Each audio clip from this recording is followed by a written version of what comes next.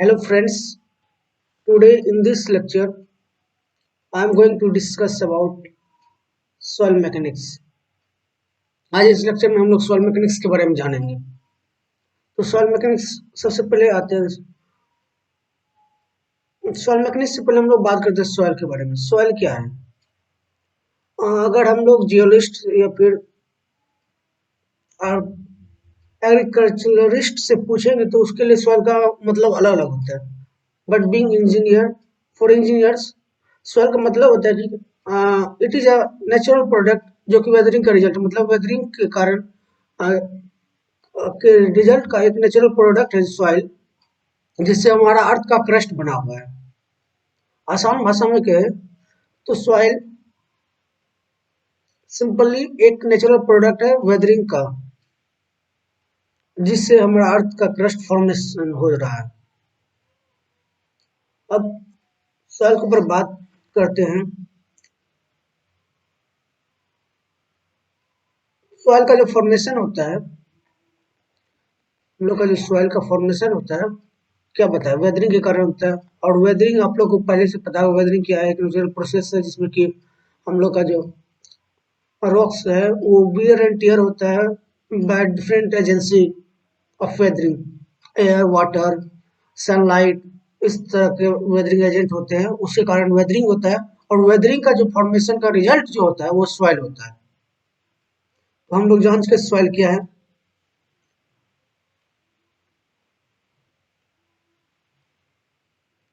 अब सॉइल में बात जब करते हैं, हम लोग सॉइल के ऊपर बात कर रहे हैं। ये हमारा मान के चलते ये अर्थ क्रस्ट है, ये फॉर्म हो रहा है वेदरिंग के कारण। यही पार्ट मेरा सॉइल है और डिफरेंट पार्ट है, लेकिन हम लोग को जरूरत सिर्फ सॉइल के बारे में हम लोग बात करेंगे सॉइल मैकेनिक्स में। तो अब सॉइल के ऊपर जब बात कर रहे हैं तो सॉइल को ऐसे दो कैटेगरी में, एक रेसिडुअल सॉइल और एक ट्रांसपोर्टेड सॉइल। जब वेदरिंग का फॉर्मेशन वेदरिंग हो रहा होता है तो उस समय अगर पैरेंट रॉक मतलब किसी एक रॉक से का वेदरिंग हो रहा होगा, उससे सॉइल का फॉर्मेशन हो रहा है, तो उसी रॉक को जिससे हो रहा है तो उसको पैरेंट रॉक कहते हैं। और पैरेंट रॉक का अगर वेदरिंग के बाद सॉइल उसी प्लेस पर रह गया, पैरेंट रॉक पैरेंट रॉक से फॉर्मेशन हुआ और सेम प्लेस पर रह गया, सेम प्लेस, तो रेसिड्यू मतलब वहां पे रेसिड्यू का मतलब था कि उसका अंश वहीं पर आ गया, तो उसको रेसिडुअल सॉइल कहेंगे। वही चीज चेंज कर देते हैं।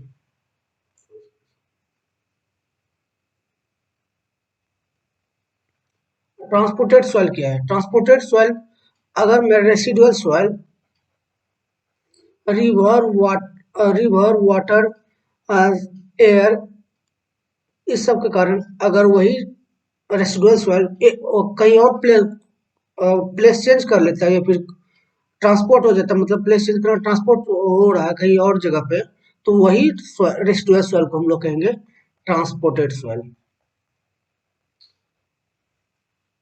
एग्जाम्पल अगर मान के चलते हैं, आपको एग्जाम्पल के तौर पे देखते हैं कि एक मेरा पेरेंट रॉक है और यहाँ पे डिफरेंट एजेंसी के कारण वेदरिंग हुआ, वेदरिंग करके सॉइल पार्टिकल बना, और सॉइल पार्टिकल पेरेंट रॉक के जहाँ पे वेदरिंग हो रहा है अगर यही सेम जगह पे रह गया तो ये क्या हो गया? रेसिडुअल सॉइल हो गया।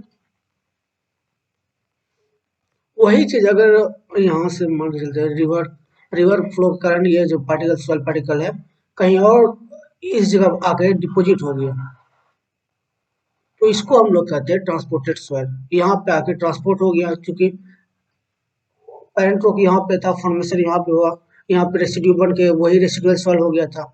लेकिन अब जबकि रिवर के कारण, एयर के कारण, विंड के कारण ये ट्रांसपोर्ट यहाँ से मतलब कि यहाँ से अपना प्लेस चेंज कर लिया, कहीं और चला गया, तो वो ट्रांसपोर्टेड सॉइल। बाद में इसके ऊपर डिटेल में बाद में बात करेंगे। इंट्रो पे हम लोग इंट्रोडक्शन के ऊपर बात कर रहे हैं, तो ये हुआ ट्रांसपोर्टेड और रेसिडुअल सॉइल। बात करते हैं हम लोग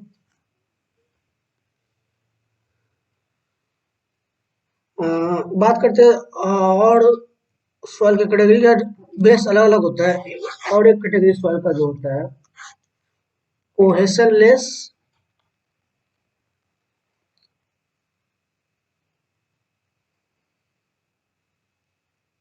और एक सॉइल होता है आपका कोहेशन सॉइल मान के चलते हैं। कोहेशन लेस सॉइल क्या होता है? कोहेशन फोर्स के बारे में आपको पता है कि सेम, अगर सेम पार्टिकल के बीच में अगर फोर्स जो लग रहा है वो कोहेशन होता है। को का मतलब होता है सेम, कहीं भी आप देखिए डिक्शनरी मीनिंग से अनुसार को मतलब सेम, मतलब कि अपना सेम पार्टिकल है, सेम टाइप ऑफ सब्सटेंस के बीच में अगर फोर्स लग रहा है, इंटरमोलिकुलर फोर्स, तो उसको कोहेशन फोर्स कहते हैं। तो उसी के आधार पर हम लोग का जो सॉइल होता है, अगर सेम पार्टिकल सॉइल ग्रेन का सेम पार्टिकल के बीच में अगर फोर्स लगा हुआ तो कोहेशन का सॉइल हो जाएगा। तो कोहेशन सॉइल में आपका क्या होगा, सेम पार्टिकल के बीच में फोर्स लग रहा है। जैसे आपको एग्जांपल में क्ले सॉइल देखते होंगे, clay soil example clay soil है कि क्ले सॉइल में आप जैसे आप क्ले सॉइल को अपने हैंड में लीजिएगा और उसका पार्टिकल देखिएगा तो एक पूरा एक दूसरे से जुड़ा हुआ होता है, आप उसको अलग नहीं कर सकते अपने हाथ से। बहुत फाइन पार्टिकल होता है और उसमें जो कोहेशन फोर्स बहुत ज्यादा है, इंटरमोलिकुलर फोर्स होता है, जिसके कारण वो अलग अलग नहीं हो पाएगा। वही दूसरा एग्जांपल करते हैं कोहेशन लेस, मतलब कि इसमें एक दूसरे पार्टिकल के बीच में कोई फोर्स ही नहीं लग रहा है। ऐसा जब मतलब इंटरमोलिकुलर फोर्स बहुत कम होता है तो ऐसे पार्टिकल, जैसे सिंपल सा आप एग्जांपल के तौर पे देख सकते हैं कि सैंड आप हाथ में लीजिए, सैंड को जैसे आप हाथ में पकड़िएगा तो वो उसके बीच में आपको अलग अलग चाहिएगा तो एक पार्टिकल को अलग अलग करके रख सकते हैं। इस तरह का पार्टिकल सैंड में मतलब कि ऐसा प्रॉपर्टी पाया जाता है, कोहेजनलेस सॉइल है क्योंकि वो, तो उसका पार्टिकल अलग अलग कर सकते हैं, आप हाथ से इधर उधर कर सकते हैं जैसे। तो उस तरह का सॉइल को कहते हैं कोहेशन लेस सॉइल, इसमें कोई कोहेशन फोर्स मतलब कि उस तरह का नहीं है। और कोहेशन सॉइल हो गया आपका क्ले। कोहेशन लेस सॉइल जो होता है फॉर्मेशन, इसका फॉर्मेशन होता है फिजिकल वेदरिंग के कारण। फिजिकल वेदरिंग,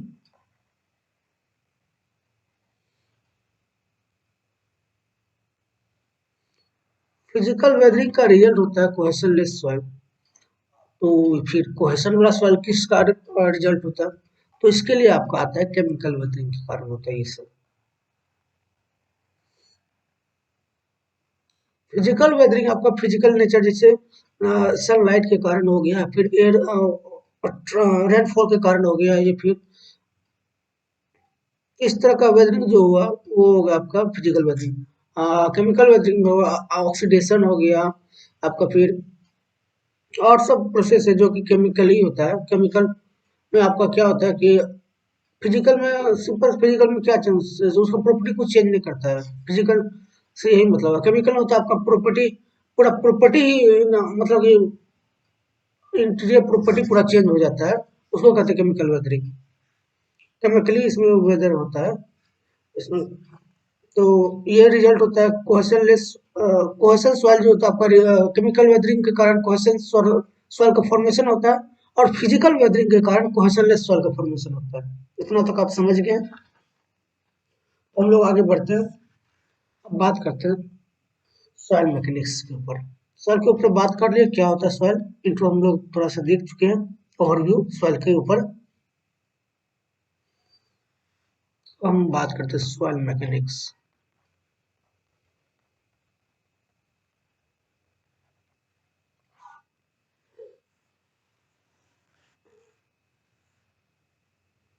सॉइल मैकेनिक्स क्या है?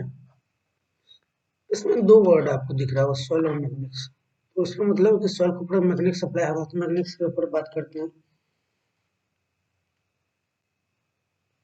सॉइल मैकेनिक्स सिंपली क्या है? Principal of hydraulics and mechanics, principal of hydraulics and mechanics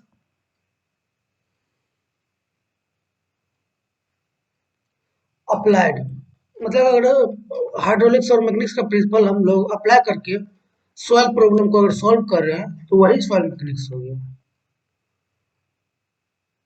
solve soil related problem, soil से रिलेटेड प्रॉब्लम को सॉल्व करने के लिए अगर प्रिंसिपल ऑफ सॉइल मतलब प्रिंसिपल ऑफ हाइड्रोलिक्स और मैकेनिक्स को हम लोग सॉइल में अप्लाई कर दें तो वही सॉइल मैकेनिक्स होगी। तो क्लाइमेट डिफिनेशन क्या है कि हम लोग the principle of hydraulics and mechanics applied to solve soil related problem which is called soil mechanics. Simply इस तरह कर सकते हैं। सॉइल मैकेनिक्स में हम लोग बात करें तो सॉइल मैकेनिक्स को हम लोग दो पार्ट में ऐसे पढ़ते हैं। दो पार्ट इसका है।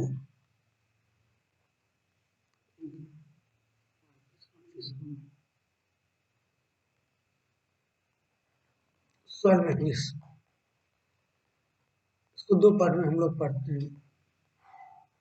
पहला पार्ट हम लोग थ्योरेटिकल, सेकंड पार्ट होता है हम लोग का अप्लाइड। थ्योरेटिकल में हम लोग इसका बेसिक्स ऑफ सॉइल मैकेनिक्स पढ़ेंगे।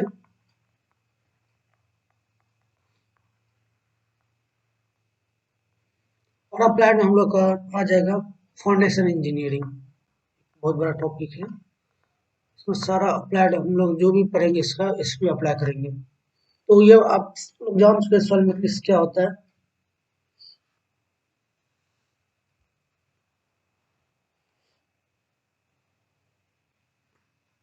सॉइल मैकेनिक्स के बारे में सारा कुछ लोग जान चुके हैं। तो आते हैं हम लोग इसका स्कोप क्या है।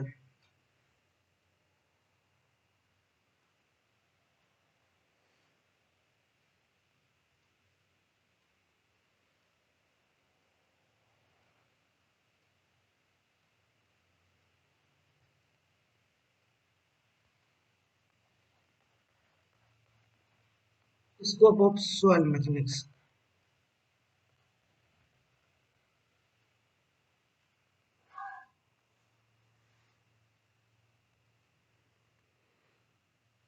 स्कोप सॉइल मैकेनिक्स का क्या है। स्कोप आप सॉइल मैकेनिक्स हम लोग बात कर चुके क्या होता है सॉइल मैकेनिक्स के। हम लोग प्रिंसिपल ऑफ हाइड्रोलिक्स और मैकेनिक्स को अप्लाई करते हैं सॉइल रिलेटेड प्रॉब्लम को सॉल्व करने के। तब सॉइल मैकेनिक्स के बिना क्या क्या नहीं, मतलब कि इसका इम्पोर्टेंस क्या है।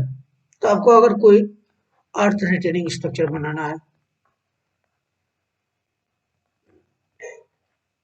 तो आपको इसका नॉलेज होना जरूरी है सॉइल मैकेनिक्स का। क्योंकि अर्थ रिटेनिंग स्ट्रक्चर होता है सिंपली एक स्ट्रक्चर होता है जो कि अर्थ को मतलब कि अर्थ सॉइल को रोकने के लिए बनाया जाता है, रिटेन करने के लिए। आप लोग जैसे कि कहीं सिंपल सा एग्जांपल आपको हम दिखाते हैं। यहाँ जो ये स्ट्रक्चर बन रहा है, ये स्ट्रक्चर हम लोग बिल्ड करें क्योंकि अर्थ का ये जो स्लोपिंग है ये रिटेन ये आराम से यहाँ पे रह सके। नहीं तो ये ऐसे होगा क्या कि ये स्लोपिंग के कारण ये अर्थ यहाँ से डायरेक्ट यहाँ पे रोड को ब्लॉक कर देगा अर्थ। तो इसको रिटेन करने के लिए हम लोग ये जो स्ट्रक्चर बना रहे हैं इसी को बोलते हैं हम लोग अर्थ रिटेनिंग स्ट्रक्चर।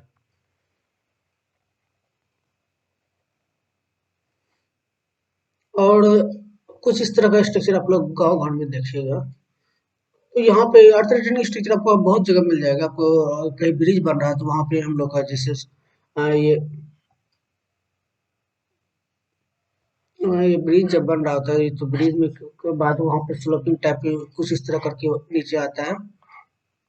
और यहाँ पे जो स्ट्रक्चर इस तरह का बनाया जाता है ये भी हमारा अर्थ रिटेनिंग स्ट्रक्चर ही होता है। इसी को कहते हैं अर्थ रिटेनिंग स्ट्रक्चर हम लोग। तो पहला तो हम लोग अर्थ रिटेनिंग स्ट्रक्चर, फिर हम लोग का अगर डैम को डैम डैम को बनाना है तो वहाँ भी हम लोग एप्लीकेशन है सॉइल मैकेनिक्स का, अप्लाई करते हैं सॉइल मैकेनिक्स को। आपका फिर अर्थ डैम गांव घर में होता है कि पूरा जैसे कि एक नदी होता है यहाँ पे और फिर चारों तरफ इस तरह करके पूरा अर्थ का ही डैम पूरा बना दिया जाता है। अर्थ को थोड़ा सा एक कुछ लेवल पे पूरा अर्थ ही पूरा मिट्टी का पूरा एक लंबा सीरीज मतलब इस तरह करके बना दिया जाता है। वो अर्थ डैम उसको हम लोग कहते हैं। अर्थ डैम आपका आ गया। फिर फाउंडेशन आपका बहुत, फाउंडेशन जो है बिना सॉइल मैकेनिक्स का तो आपको हो नहीं पाएगा। तो फाउंडेशन के लिए हम लोग का सॉइल मैकेनिक्स का बेसिक नॉलेज होना जरूरी है। यहाँ पे स्कोप है आपका सॉइल मैकेनिक्स का।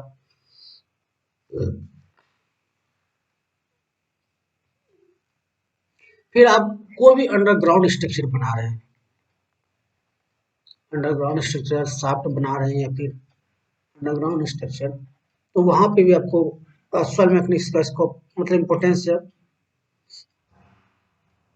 आपका tunnel underground structure just like tunnel बना रहे हैं, तो वहाँ पे आपको सॉइल मैकेनिक्स का बहुत सारा एप्लीकेशन वहाँ पे आएगा, यूज आएगा।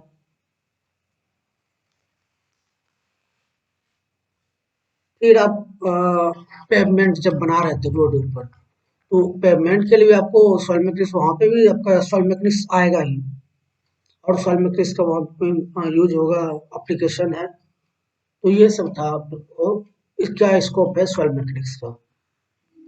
आज बेसिक ओवरव्यू दे रहे थे सॉइल मैकेनिक्स के ऊपर। हम लोग नेक्स्ट लेक्चर में इससे कुछ प्रॉपर्टीज को देखेंगे। That is all for today. Thank you.